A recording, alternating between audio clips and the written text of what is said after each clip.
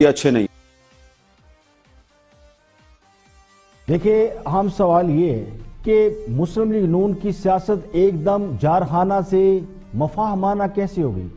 کیا اس کا تعلق مقدمات میں ریلیف سے ہے؟ تو وہ تو نظر نہیں آتا. بیان بازی بھی دونوں طرف سے جاری ہے، روزانہ مختلف معاملات پر پوائنٹ سکورنگ بھی کی جا رہی ہے، لیکن معاملہ صرف زبانی کلامی ہے.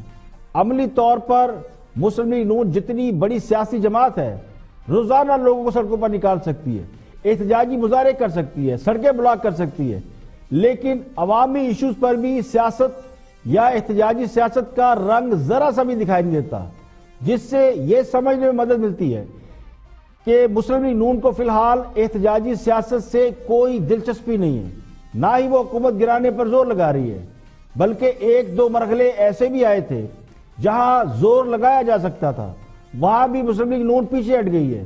تو اس کی بڑی وجہ یہی سمجھ میں آتی ہے کہ فی الحال مسلم لیگ نون حکومت گرانے میں کوئی دلچسپی نہیں رکھتی.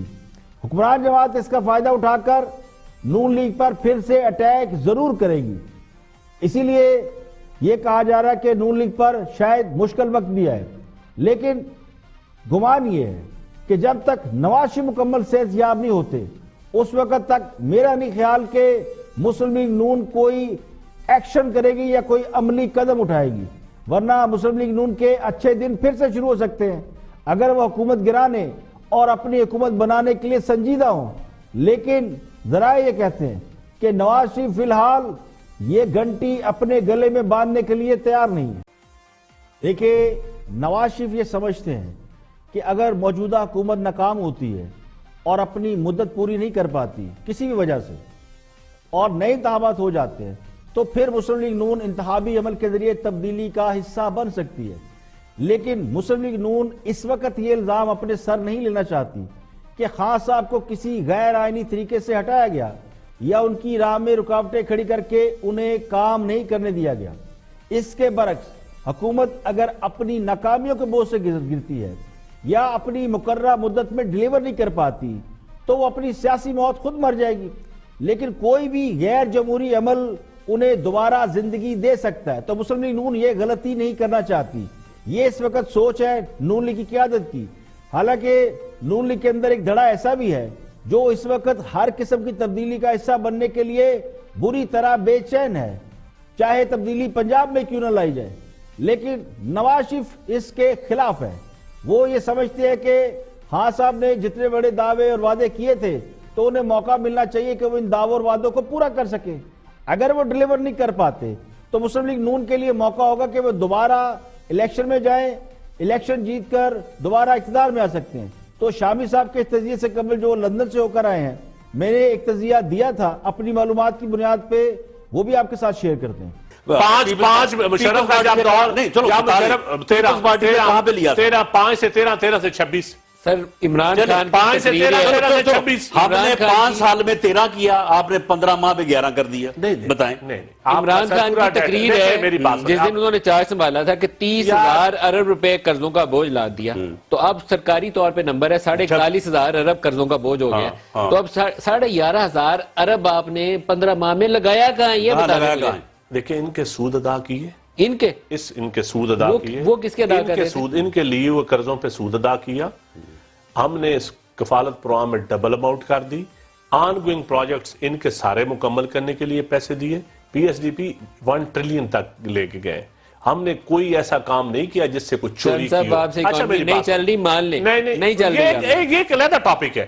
نہیں چلی تو کس نے چلانی ہے؟ آپ سے نہیں چل رہی. اچھا ان کو لا کے واپس چلانی ہے. ان سے کیا آپ سے نہیں چل رہی، اپنی ٹیم ٹھیک کریں. چل رہی آپ سے نہیں چل رہی. آپ ہاتھ کھڑے کریں. میں بالکل اکانومی کا بیڑا غرق کر دیا. نہیں بالکل یہ ملک کا بٹھا دیا. بٹھا کے آپ نے ملک دیا، ہمارے حوالے کیا تو نہ لیتے آپ، نہ لیتے. 100 دن پہلے آپ کو نہیں پتا تھا جو انہوں نے وہ 100 دن کا پروگرام دیا تھا، اس دن ان کو نہیں پتا تھا کہ کیا فیکٹس اینڈ فگر ہے. اس دن یہ کیا کہہ رہے تھے؟ آپ نے لگتا ہے چھپا کے چیزیں رکھی ہوئی تھی ان کو بعد میں. ان کے بھاگنا کوئی چیز چھپ سکتی ہے. بجٹ جو ہے وہ ساری چیز ہوتی ہے. ملک صاحب بھاگنا تو اسی طرح جس طرح آج ان کے لیڈران لندن بھاگ کے گئے ورکر یہاں پہ جیلوں میں کے بھگت رہے ہیں، وہ وہاں بیٹھے ہیں. مریم بی بی جاتی عمرہ میں خاموشی کا روزہ رکھ کے بیٹھی ہوئی ہے. سن لیں، وہ کون سا استخارہ کر رہی ہے، چلا کر رہی ہے. میری آج ہی بات ہوئی ہے، میں نے ان کو بالکل خلوص کے ساتھ ان کے سامنے یہ بات رکھی ہے کہ اس وقت لوگوں کا یہ حال ہے اور اس طرح سے لوگوں کے جذبات ہیں. ہمیں لوگوں کے ساتھ کھڑا ہونا چاہیے، ورنہ اگر کوئی اس قسم کے واقعات ہو گئے 2-4 اس ملک میں تو اس ملک میں انارکی ہو جائے گی. تو میاں صاحب نے یہ وعدہ کیا ہے کہ میں انشاءاللہ مارچ میں آ جاؤں گا. مارچ میں یہ آپ کو ان کو قائل کرنا پڑے گا، کیونکہ انہوں نے جو معاملہ طے کر کے گئے ہیں. اس میں میری بات کرنے کے بعد انہوں نے آج خود یہ بات کی ہے کہ میں نے جتنی تنقید اس وقت حکومت پر ہو رہی ہے اتنی ہی تنقید اپوزیشن پر بھی ہو رہی ہے. پہلے جب مہنگائی ہوتی تھی یا کوئی بھی عوامی مسئلہ ہوتا تھا تو سیاسی جماعتیں عوام کے جذبات کی ترجمانی کرنے کے لیے پروٹیسٹ کرتی تھی، باہر نکلتی تھی، بہت سے مطالبات منوا بھی لیتی تھی.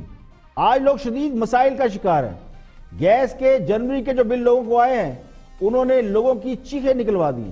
جنہیں 500 سے 1000 روپے کا بل آتا تھا انہیں 15 سے 16,000 گیس کا بل آ رہا ہے. یعنی جس کی تنخواہ 15,000 ہے اسے گیس کا بل بھی 15,000 آ رہا ہے.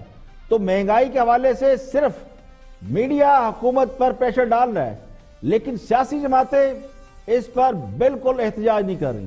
الٹا عوام کو کوسنے دیے جا رہے ہیں کہ ہور چوپو. لگتا یوں ہے کہ مسلم لیگ نون بھی عوام سے اس بات کا بدلہ لے رہی ہے کہ لوگ خود سے باہر کیوں نہیں نکلے.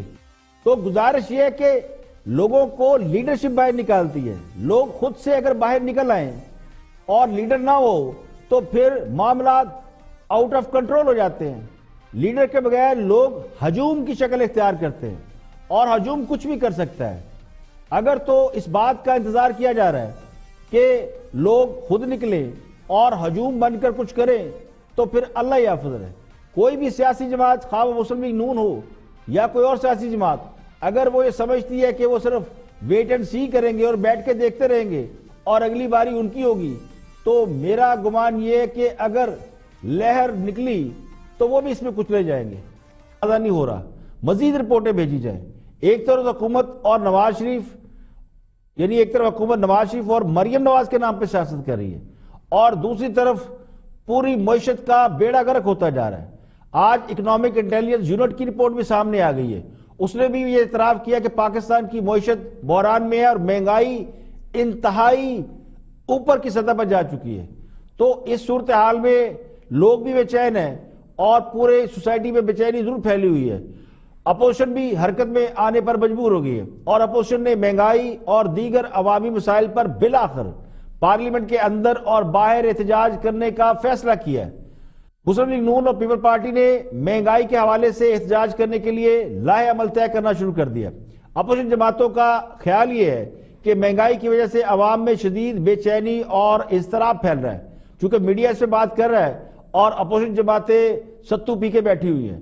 اگر اپوزیشن جماعتوں نے اس موقع پر اپنا کردار ادا نہ کیا تو پھر صورتحال قابو سے باہر ہو سکتی ہے اور سیاسی جماعتوں کو عوامی غیظ و غضب کا سامنا کرنا پڑ سکتا ہے.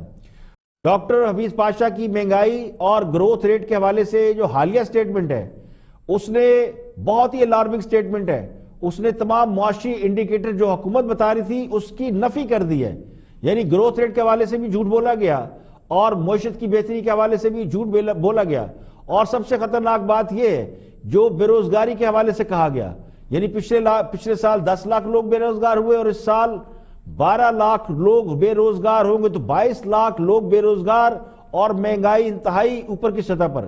اس کے علاوہ بھی جو مختلف چیزیں سامنے آ رہی ہیں ان کے مطابق روپے کی قدر میں کمی، ٹیکسوں کے بڑھتے ہوئے بوجھ، کاروباری لاگت اور شرح سود میں اضافے کے علاوہ حکومتی پالیسیوں کے اطلاق میں نفاذ، یعنی اطلاق اور نفاذ میں تاخیر جیسے، یعنی پالیسی بنتی ہے اور امپلیمنٹ نہیں ہوتی، اعلان ہوتا ہے اور امپلیمنٹ نہیں ہوتا. تو یہ سارے مسائل کی وجہ سے انویسٹمنٹ میں مزید کمی ہوئی ہے.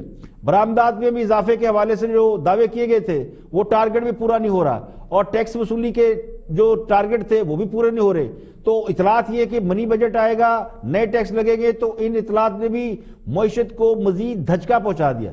اب اگر آپ پورے سینیریو کو دیکھیں، سیاسی حالات اور خراب معاشی حالات یہ دونوں اس بات کی طرف اشارہ کر رہے ہیں کہ آنے والے دنوں میں عام آدمی کی مشکلات میں مزید اضافہ ہونے والا ہے۔ تو یہ ساری صورتحال کو دیکھا جائے جس میں سیاسی حالات بھی خراب ہے، معاشی حالات بھی خراب ہے، اور وہ سب اس بات کی طرف اشارہ کر رہے ہیں کہ آنے والے دنوں میں عام آدمی کی مشکلات کم نہیں ہو رہی بلکہ ان میں مزید اضافہ ہونے والا ہے، اور صورتحال میں لوگ سڑکوں پر نکل سکتے ہیں۔